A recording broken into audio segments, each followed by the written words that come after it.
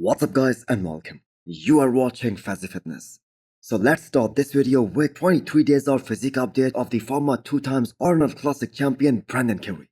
Now we have seen Brandon Curry's side chest looking way more impressive than this one right here, than what he is currently looking like right now. And this is just a comment on his upper body.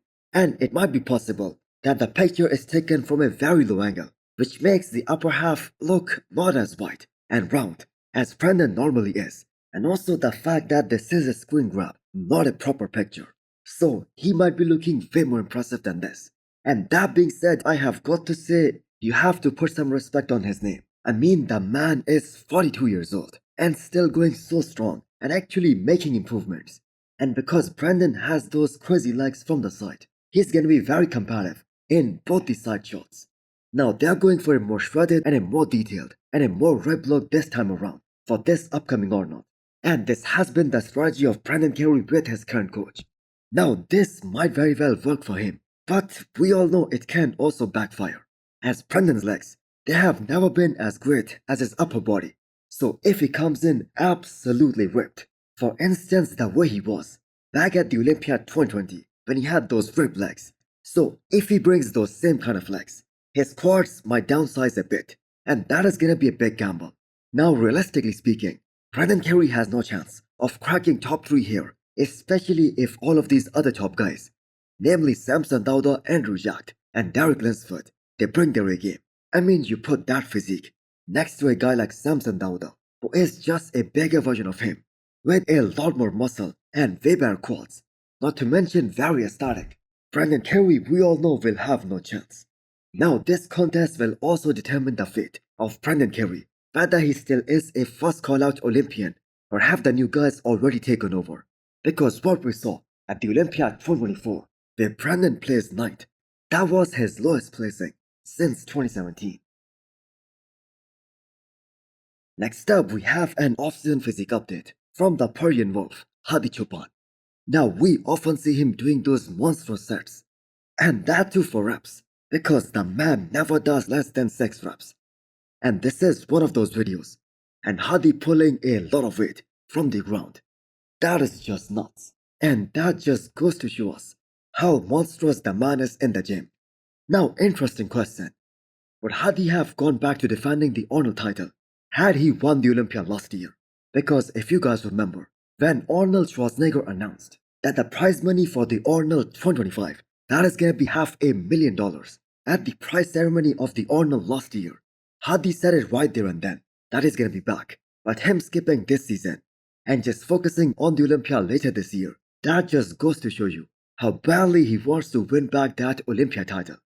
Now I know most of the fans out there, they agree that Samson's victory at the Olympia last year over Hadi Choopan, that was a clear-cut one. But the thing is, that isn't the case in Hadi's books. He did an interview after the Olympia last year saying that the judges did not pick the most conditioned guy out there. So he wasn't that happy with that decision. So Hadi Choopan is gonna be turning 38 this year. And the way this man has been training is showing zero signs of injury or slowing down. But the big question remains unanswered. Who is gonna be the coach of Hadi Choopan? And how they're gonna work together, especially around that language barrier. So one of the biggest perks of Hadi working with Hani Rambod was that both these guys spoke Persian. So how many of you guys agree that Hadi's Arnold version last year, that is still one of the most complete looks presented by any bodybuilder in 2024? And if he's able to bring back that look at the Olympia later this year, that is still gonna be a very hard look to beat, even by a guy like Samson Dauda. And even Samson Dauda himself said that if that same version of Hadi Choopan showed up, he doesn't know what would have happened. Guys, Mr. Olympia Signature Series is now live on hostel.com. Use the code FAZI10 to get 10% discount and click the arrow below to check out all the hostel products. Next up, we have an off-season physique update from Rafael Brandao. Now, if I'm not mistaken, this is the very first time in Rafael Brandao's pro career that he has qualified for the Olympia in one of the earliest shows of the year, of the season, so that he can take the full advantage of this upcoming growth phase, have a very long off-season. In fact, he did one Romania Pro back in 2021, which was a post-Olympia show, but he also competed in 2022 as well. Now, Rafael Brandao has made this very clear that he doesn't intend to compete in any show prior to the Olympiad this year. And that, in my opinion, is the right call.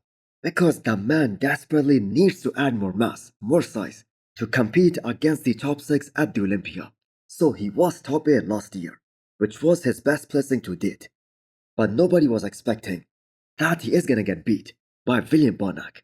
And I think he would have beaten William Bonac if his conditioning was spot on, if he was as good as he was at the Arnold last year, because the only show that he has done with Neil Hill in 2024, where they nailed it 100%, that was their first show together, the Arnold Ohio, where the judges were extremely impressed with Brandao's improvements, but in terms of size, the man still isn't even close to the likes of Samson Dauda or Andrew Jack.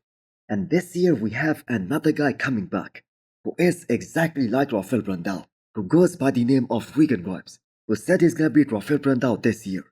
So Brandao knows what needs to be done, and looking at his career, although he has packed on muscle and mass at a very slow pace, but at the same time, he has been able to maintain that small waistline.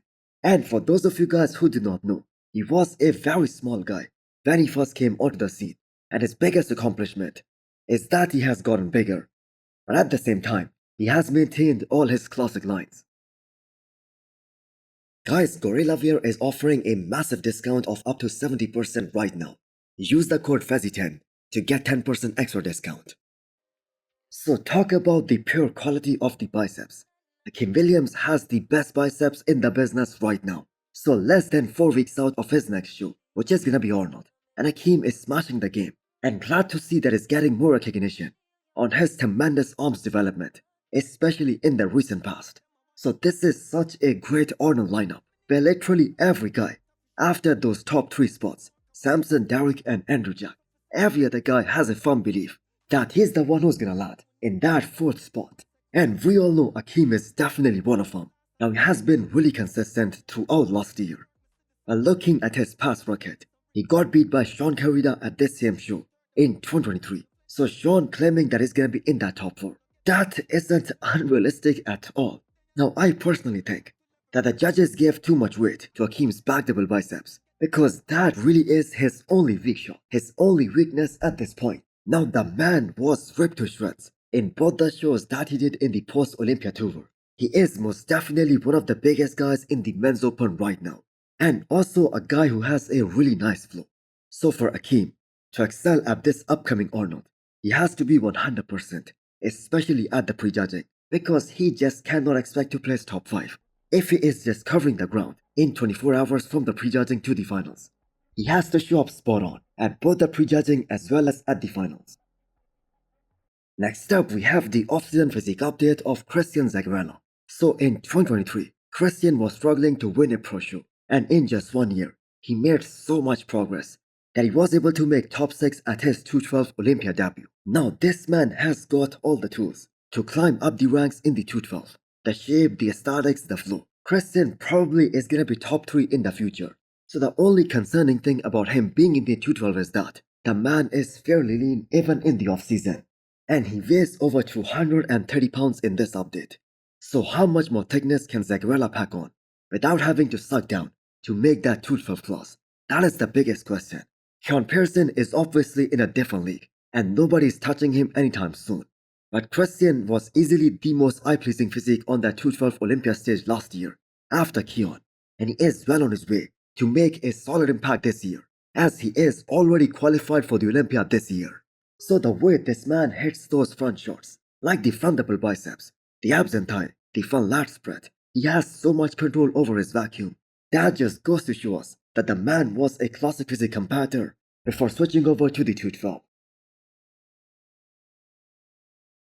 Next up, we have the physique update from Michael Krizo. So he is taking extra care of that injured shoulder, even months after getting that shoulder surgery done, because having an injury in that area, that could hurt someone's career quite badly, and Krizo just cannot afford to re-injure that part again. So the man is very young, with so much potential, and his statistics speak for themselves. He was 12th at his Olympia debut, and he jumped 5 places in just 1 year. He was top 7 at his last Miss Olympia. Now I have no idea where he would have placed in 2024, because the overall top 10, that was way more competitive. Now, based on his words, Krizo is getting ready for this upcoming New York Pro, meaning he is now 15 weeks out of his comeback shoot, and he's gonna face one hell of a lineup at this upcoming New York Pro. So, can he bring more back weight? That is the biggest question in regards to Michael Krizo, because this has been an ongoing discussion whenever we mention Michael Krizo ever since he switched over to the IFB Pro League. Now, Krizo was able to beat guys like Tonio Burton and Regan back in 2023, but they both are also coming back after a very long off season. So it is gonna be very interesting how all these guys stack up against each other this time. So hit the thumbs up button if you liked the video and smash the subscribe button if you wanna come back for more. Thanks for watching.